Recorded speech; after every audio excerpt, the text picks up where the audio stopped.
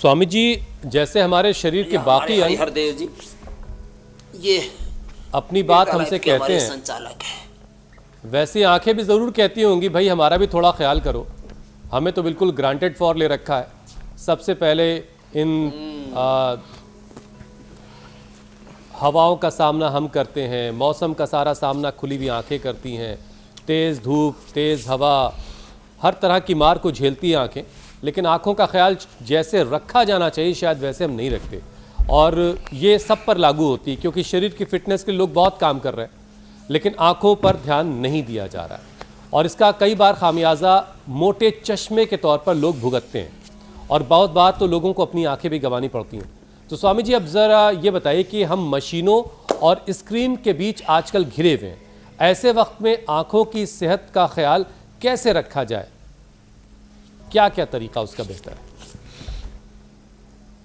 जितने ज्यादा बड़े चैलेंज उतने ही ज्यादा हमें सजग जागरूक होना पड़ेगा। स्क्रीन टाइम बहुत है, मोबाइल के सामने, लैपटॉप के सामने, टीवी के सामने और तमाम तरह के अलग अलग प्रकार के पोल्यूशन का, रेडिएशन का, स्ट्रेस का हमें सामना करना पड़ता है।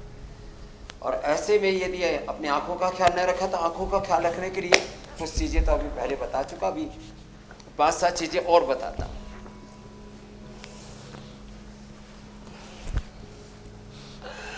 क्या क्या करना है?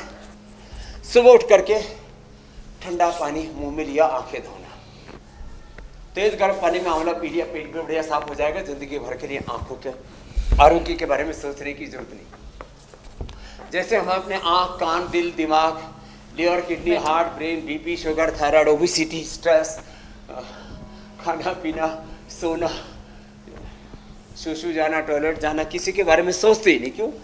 योग कर लेते हैं और थोड़ा योग मूलक दिनचर्या का पालन कर लेते हैं तो सब कुछ ठीक रहता है। तो लोग कम से कम ये करें, सुबह उठ करके गर्म पानी में थोड़ा आंवला पी लिया करा, आंवले का जूस सबको उपलब्ध करा। सुबह मुंह में पानी भर के ठंडे पानी से आंखों को छींटे मार लिया करें। गुलाब जल या दृष्टि या सौम्य बहुत अच्छे हैं, और जिनको कहते हैं ग्लूकोमा का उनके लिए तो दृष्टि बहुत ही ज़बरदस्त काम करती है। आई ग्रीट सौम्य।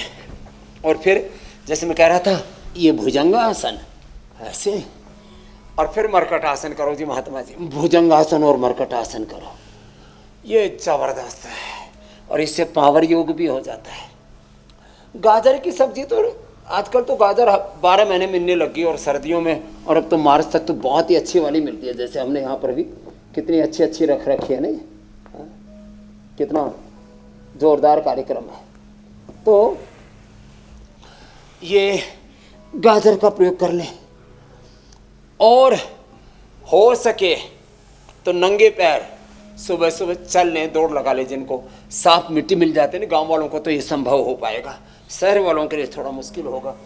हाँ, शहरों में भी जो बगीचे होते हैं ना, उनमें थोड़ा किसी को बस शुगर वाले थोड़ा वो पैरों में के जुराब पहन करके, बाकी तो हमारे जैसे मस्त मलंगा है तो ऐसे ही हम तो नंगे पैर दौड़ लेते हैं।